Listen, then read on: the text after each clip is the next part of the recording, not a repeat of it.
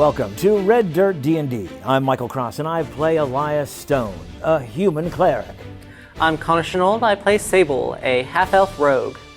I'm Johnny Payne and I play August E. Greymore, a human fighter. I'm Carrie Hester and I play Moxie, a tiefling bard. And I'm Brooke Bullock, your DM. Please join us as we explore the curse of the Clockwork City.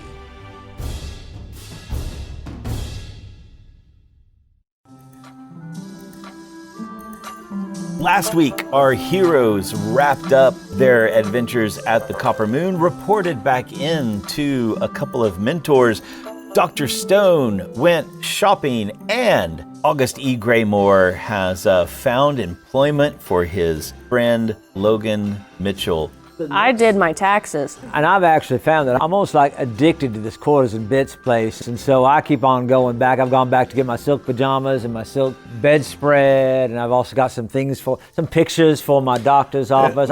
Quarters and Bits, I got to go back every time. What was it called again? Quarters and Bits. Quarters and Bits, you say? Quarters and Bits. You've been there actually to pick up sending stones. Oh, did you get some sending stones? I did at Quarters and Bits. So stop contemplating, your delivery's waiting. It's right here at Quarters and Bits. So about 2 weeks have passed since last we heard from our heroes and their activities around Ironspire, and things have been normal for a certain amount of time. Sable's gone around and done some monthly collections for the Sapphire Society. Dr. Stone, you have set up your doctor's office, have supplies, starting to see some patients and things like that. Things have been just the right amount of boisterousness at the siren song. I'm this close to firing Kobe because I've had to order maple syrup like 3 times in 2 weeks. It's getting ridiculous. August, you need to do something about this maple syrup addiction. Kobe, stop eating maple syrup. I tried. You were an awful parent. August has checked in with Logan a couple of times on his new job at the Copper Moon. Things seem to be running fairly normal. He doesn't have anything suspicious. August, perhaps you can tell that underneath his grumblings, he is having a ball. It's good for him to be out amongst people. He gets to be with some different variants of people, some hoity-toity, some that are down on their luck and just trying to roll lucky dice. It's been good for him to get, quote-unquote, out of the house. I figured he would enjoy it more than Earl. Yeah. Dr. Stone, if you don't mind, please roll me some dice of fate. Roll me a couple of D10s, some percentile dice. 65. As you're working at your doctor's office, you're starting to see some people there on Skid Row come by and roll me a medicine check. 15.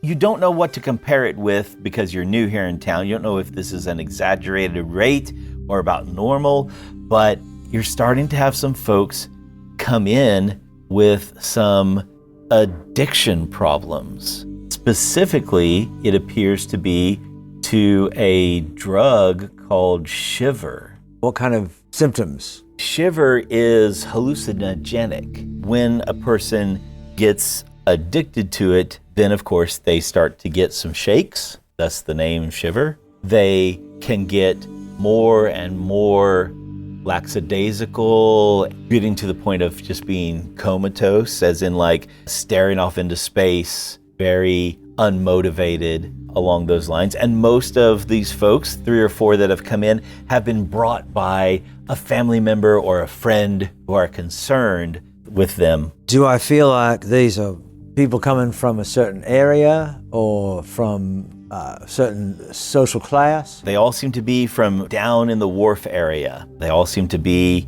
low class, Skid Row, down on the docks, dilapidated parts of town, the poor part of the riverfront. Some evening when I get a chance after I close up, I want to go see if I can catch August at the siren song.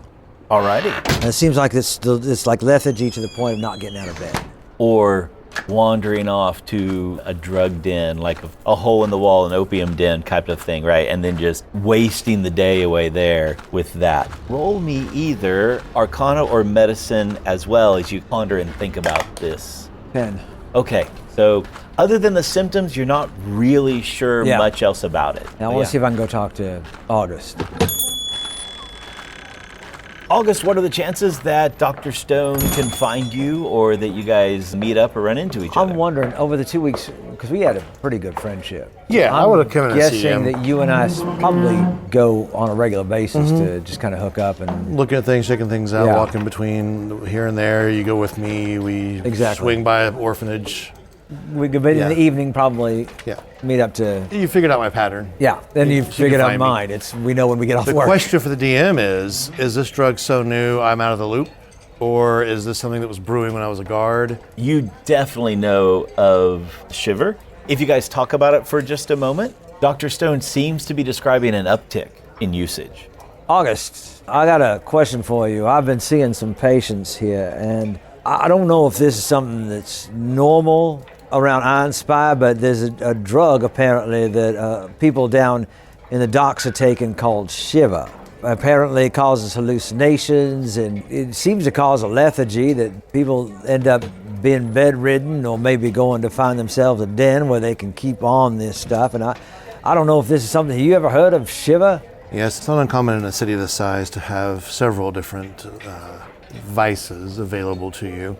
Like you said, Shiver does cause hallucinations. There's some out there that speed you up, some out there that slow you down, and such things. But yes, I believe one of the terms that we picked up on the street was, "Hey man, I'm looking to get shivved," and that was the signal for. They weren't wanting to get stabbed, of course.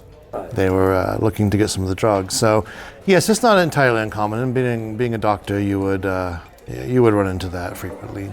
August, roll me a history or maybe an investigation, whichever you might want to use, for more knowledge about Shiver. 13. So, what you know is what you know. I don't know. The more I've been talking to people, it seems to be an increase. I don't know, of course, the past. Certainly, when it comes to any kind of drug use and any kind of narcotics, and they tend to take a cycle. Sometimes they get stronger and sometimes they wane, and it seems like there are more people I'm seeing than I've ever seen before, but I am the only physician in this area, so some people who might be suffering from it before might have just had no place to go, and they just waste away inside their dens or in their homes. Tell me, doctor, the patients that you've treated for this, does it seem like they have been on it for a while, or they were just trying it out? No, this seems like something, by this time, if they're coming to me, then this is not just recreational. This is something that the families are concerned, and if they are at a point where they are, again, already bedridden or in some shiver den. So it seems like it's highly addictive, and I don't know, maybe it's something we should be checking out. Have there been any children? These are all adults. That's good. Well, you can't ask around if anyone's heard of anything on the rise. Question, only because this would matter in a fantasy world. Are they all human? They're mostly human, but there's a little bit of a mix. Probably human, and then halfling are who you've seen the most. It seems to be mostly the humans and the halflings that are affected by this. How does Ironspire deal with narcotics? Are they illegal, or does the government and the law enforcement take a blind eye to it? It's really more that, unfortunately, the law does not pursue the providers of any of the drugs. But if you are halted on the street for something else and you happen to be under the influence or have it on your possession, it does make for more trouble for you. But they don't go out of their way for it. Maybe with something large like this happening, they will. I know a few people who I've caught providing various drugs to the Commonwealth. Maybe I could look one of them up. And I'm also concerned about the fact of where it's taking place. Because right now, I mean, certainly if your middle or your upper class kids were getting involved in this might take more attention from your local law enforcement or your politicians. But this is happening in the docks, and these are adults who have been thrown away by society anyway. So maybe they might not be even interested. But maybe, yeah, that's why I say maybe it's something we need to be checking out. You're right. If no one's going to check it out, then we should. Should we get the others? If they're interested in it, sure.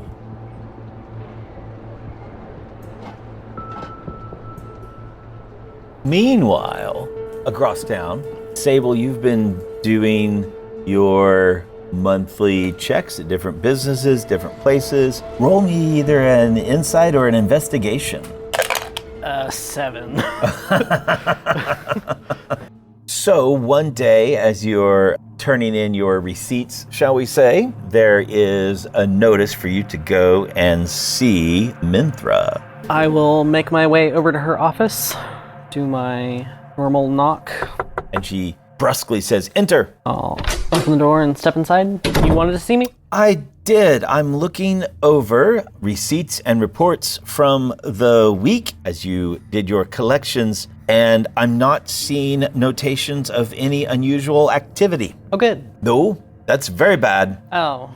Let's talk about the fact that there seems to be an uptick in drug use and lethargy in your area. Care to tell me how this has slipped by your reporting? I'll be honest, I haven't noticed. She is so exasperated, right? She doesn't say anything out loud, but you can just feel the vibe of just when he was showing promise and I felt like he had potential.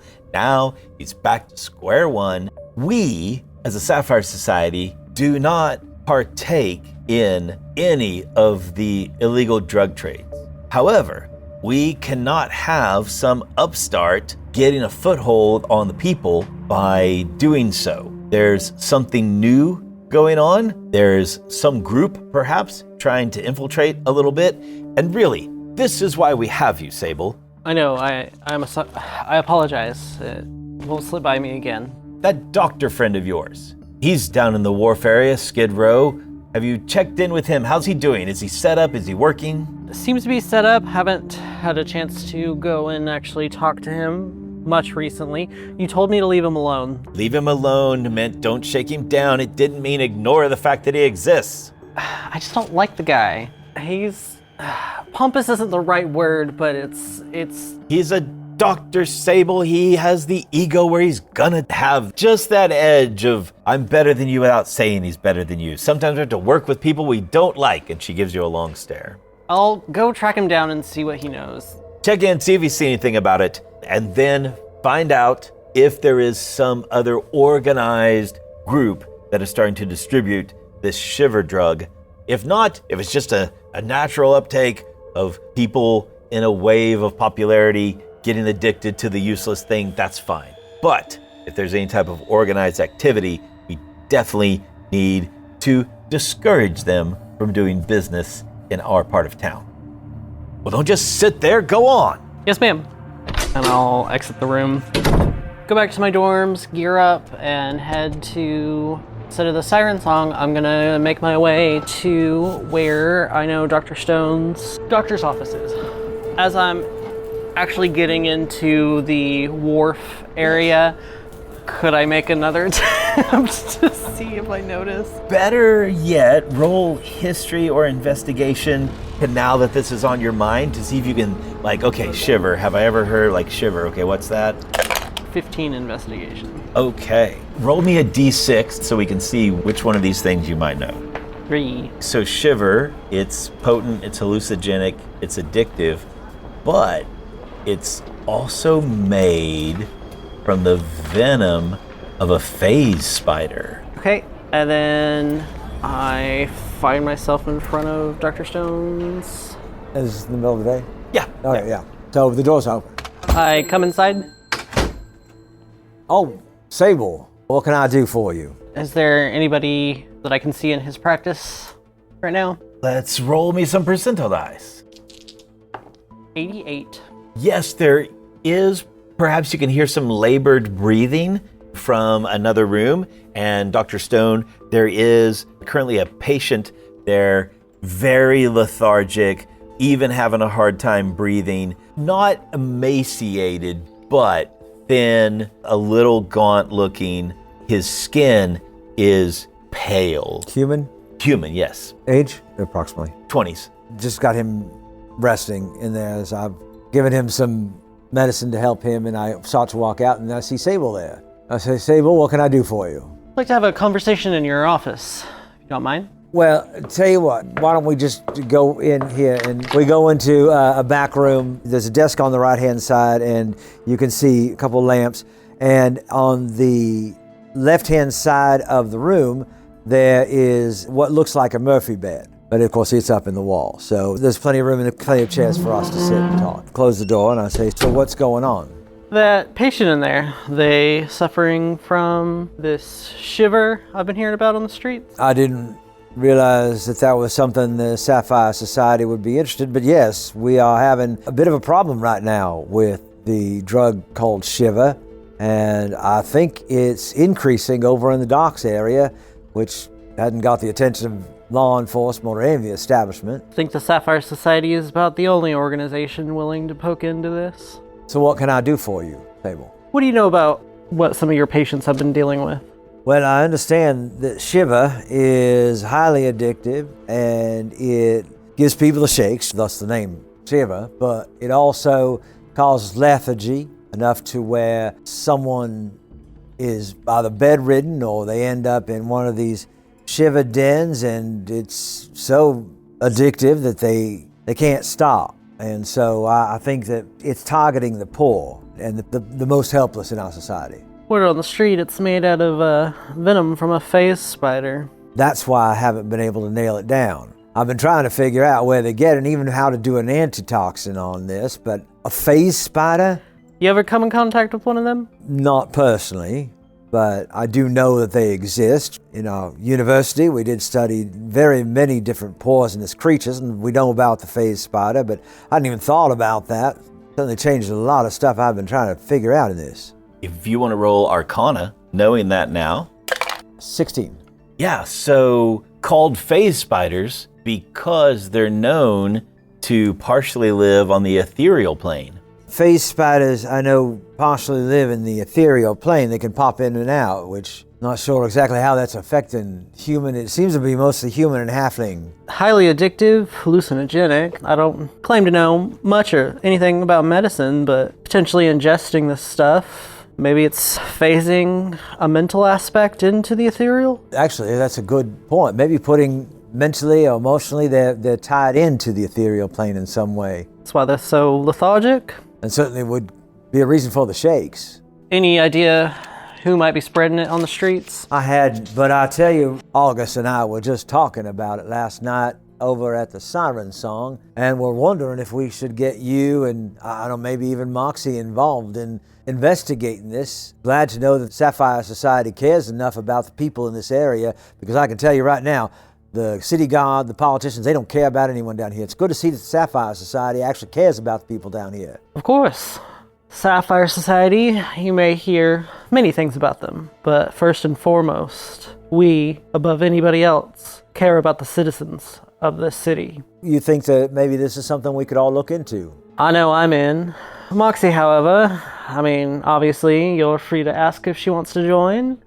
Last I talked to her a couple of weeks ago, she's still a little tired of stumbling into bigger picture stuff. Well, tell you what are you doing tonight? The only thing I have on my docket is to take care of this and find out potentially if there's a bigger group behind everything.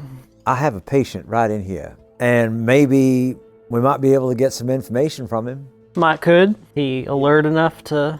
I don't know. We're going to have to go in and find out. He wasn't at the moment when you came in, but if you would like to join me for that, we can do that. Or I can just meet you at the Siren Song tonight. I'll join you for this. I'll promise to have better bedside manners this time. So let's go in there. Was he all alone, or did he have any kind of... Yes, he was dropped off by a friend, right? Who said he won't wake up. You think he's had enough rest, or maybe the drug is starting to run its course, where you might be able to wake him up, make him conscious. And did the friend stick around? No, the friend. That's what I thought. The friend dropped left. Him off. Okay, right? So he dropped him off. Okay, I don't know if I've explained what the doctor's office looks like, but it is actually a very, very large room with two cordoned off rooms separated by curtains. And so those are my two examination rooms. The south area is more of a waiting room with some benches and a desk So then we go into the east waiting room where this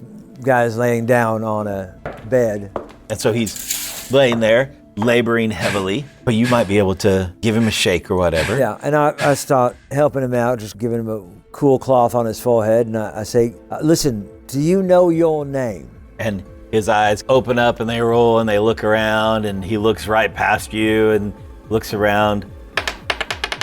Oh, natural 20. And then just focuses right at you and reaches out and grabs you. It's like, help me, help me. I'm going to do that. My name is Dr. Stone. I've been helping you all morning long. Now listen, I need to know your name first. It's after me. It's after you. Yes, yes. Has this happened before? No. Okay, what's after you? And he like turns his head. He's laying down, but he turns his head like he's looking back behind him. And then you see him just screams and his whole body just starts to shake and shake and shake. I look around, I'm trying to get some medicine, something that I can help. There you go. Roll a medicine check.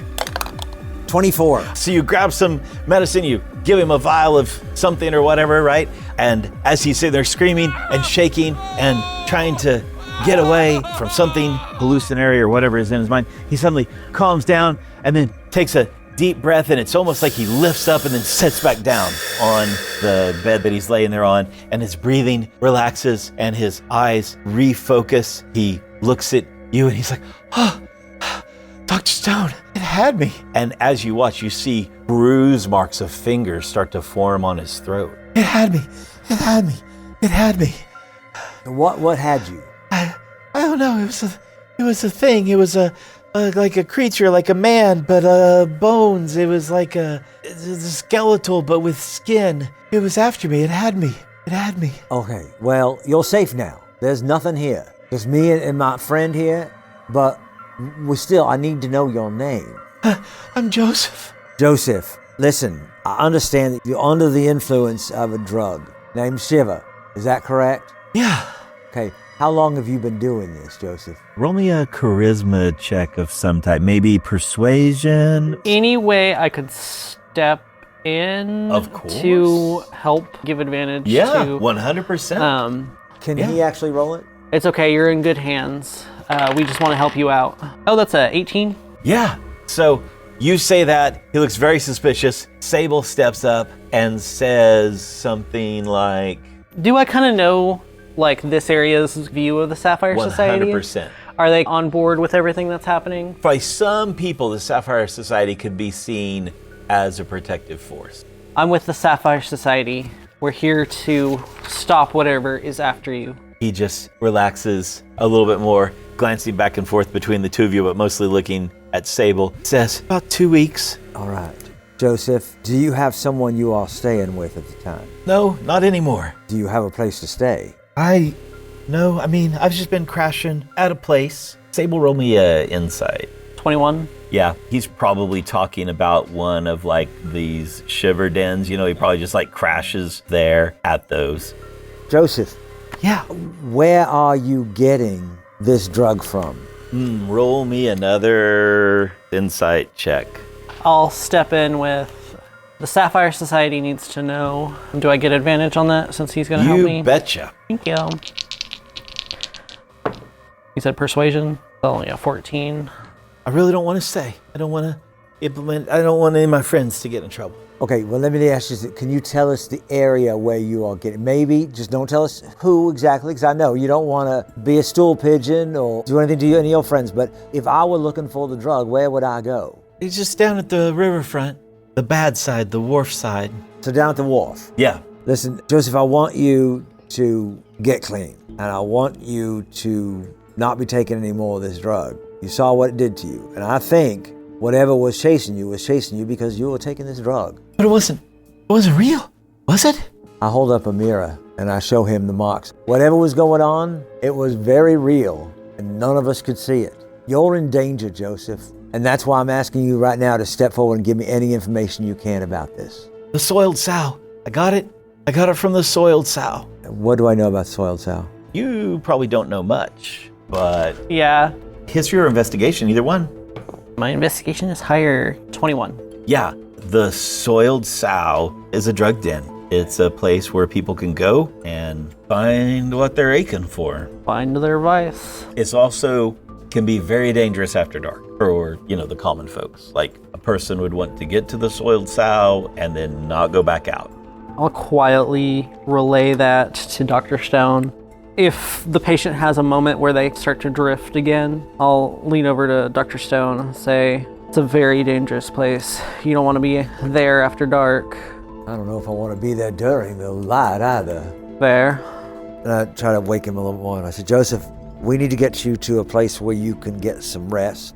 I've got connections with the Temple of Ningahe. Why don't we walk you over there? I know that they will have a place for you to rest. I will explain it to the headmistress Yori, and we'll see what we can do for you, Joseph. How about we head that way right now? Oh, if you think I can make it. I know you can make it. Tell you what, why don't we get a carriage over there? I will pay for that. That's fantastic. I think while the doctor is taking his patient to the temple, I think I'd like to skulk around the area, not like go in. Yeah. So down by the docks, maybe quarter of a mile or so, not far from the fishery, is a shantytown area. And within one of those hovels, it's not a lot, but as you walk that way, you start to see more and more folks that in modern day we would say look homeless, that they are kind of meandering around. Some of them look more frail and ashen than others. And yes, based on your earlier roll of above 20, you're able to pick out this spot that would be the soiled sow. It's just a dilapidated shanty packed in. It looks like it was kind of built in an alleyway between two other buildings that need some upkeep. And there's a couple of people on the ground outside of this makeshift metal tin doorway that are just lackadaisically lounging against the building, staring off into the sky. There's an odd scent in the area too. It's a mix of a little bit of the briny river that's right nearby, but also pungent smell that's not necessarily body odor or latrine or anything like that, but it just slightly stings the nose, maybe a little hint of vinegar in there. As I'm just checking out the place, taking my time, lingering without looking like I'm lingering. Anybody that doesn't look like they're affected by it come around? Yeah, go ahead and roll me a perception. A 15. You don't see anybody at this alleyway area that looks like they're unaffected, but that metal makeshift door does lurch open and a fella stumbles out who looks a lot healthier than anyone else in the area, but his eyes are wide and he's looking all around, darting his eyes all around. He has on a red silk shirt. It's not brand new by any means, it's maybe got some stains on it and stuff, but he busts out of the gate and is like stumbling around and looks around and sees you and is like, and then just takes off running down the street. I think I'm gonna go after him. Not like full running behind him, but walking the way that he's going, keeping to like the shadowed parts of the alley and see where he's going. He looks definitely out of place. He runs and stumbles for a while till he finds a very narrow alley, like 5 feet wide or kind of in between, really a space between buildings more than like alleyway of any type. Stumbles off into there a little bit and then you approach. I will go stealth, if you don't mind. Yeah. 17. You're stealthing and you can easily hear him going, reacting to something, and you stealth around the corner. He is laying on the ground, leaned up, just barely wedged in between these two buildings, wedged sideways or whatever, sitting up, but on the ground, and again has that kind of wild, frantic stare where he's just like staring off. And obviously reacting to something that nobody else is seeing. Watching him, I'm gonna leave him alone for a bit. Do I start to see any bruising form on him? No, you don't, but you do see his body shiver and shake, and then it's almost kind of like the air around you all warps and there's a wave. There's no heat involved with it, but when you see like a heat shimmer in the summertime or across a desert or whatever, there's a wave or a warp of something like that. And out of his face comes this skeletal face with a big loping tongue, and it comes forward reaching at you and goes, and we should roll for initiative.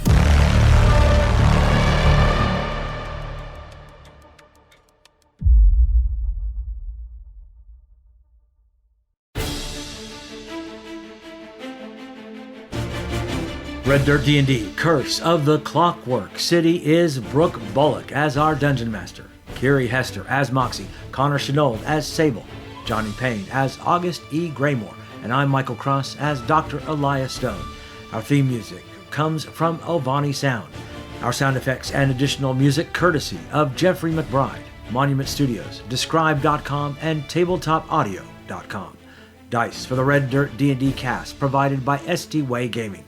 You can find us at reddirtdnd.com.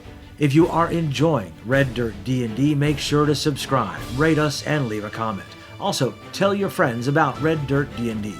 You can also support the show at patreon.com/reddirtdnd at whatever giving level works best for you. Join us next time as we discover more secrets in the Clockwork City.